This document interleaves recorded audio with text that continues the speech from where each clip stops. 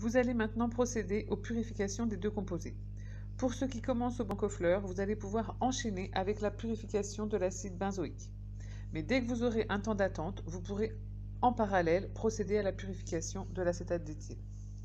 Pour ceux qui sont en attente avec le bancofleur, vous laissez votre acide dans l'étuve et vous démarrez la purification de l'acétate d'éthyle par le séchage de cette phase organique.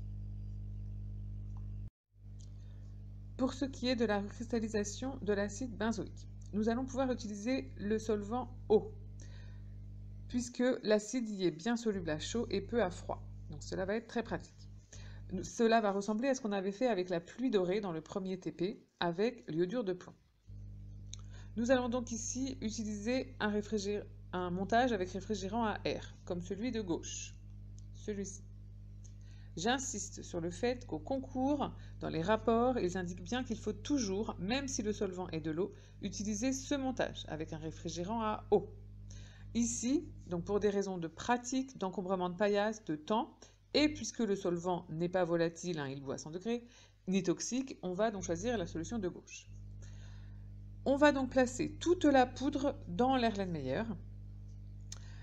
Ensuite, y mettre un minimum de solvant, un bon centimètre, voire 2, et placer donc l'Erlenmeyer directement sur la plaque. On n'utilisera pas de cristallisoire, pas la peine ici. On place directement l'Erlenmeyer sur la plaque. On chauffe à la limite de l'ébullition. Si on s'aperçoit qu'au frémissement de l'eau, en agitant bien évidemment, l'acide benzoïque ne s'est pas complètement dissous, on joue sur la quantité de solvant, on en ajoute un tout petit peu à la piscette d'eau. Donc il faut bien sûr enlever le réfrigérant à air, ici, qui est chaud, donc le bouchon en caoutchouc n'est pas chaud, donc on peut le toucher, mais tout ce qui est en verre est bien sûr très chaud. On ajoute donc un petit peu d'eau avec la piscette d'eau, on replace le bouchon et on attend voir si le solide se dissout.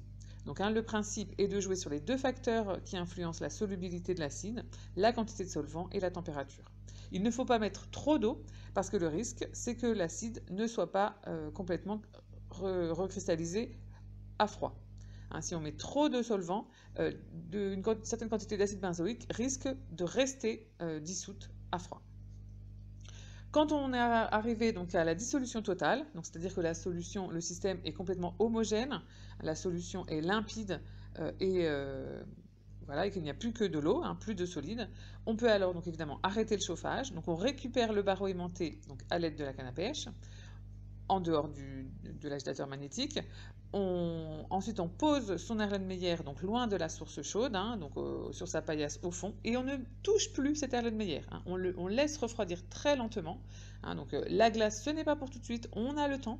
On laisse cet Erlenmeyer de côté tranquillement. Quand les cristaux apparaîtront, donc vous observerez la beauté de ces cristaux, on pourra alors aller chercher donc de la glace dans la machine, un petit fond de glace, on mettra de l'eau pour avoir de l'eau glacée qui fera un bon contact thermique, et on pourra donc finir de refroidir avec de l'eau glacée. Et ensuite, on pourra donc réessorer les cristaux avec le même entonnoir à verre frité ou Büchner avec le même filtre, c'est la même molécule, et ensuite donc placer les cristaux sur le verre de montre. Le mieux c'est d'avoir du temps pour replacer les cristaux à l'étuve, les peser et à nouveau mesurer le point de fusion. Mais ça se fera beaucoup plus tard, vers 18 h.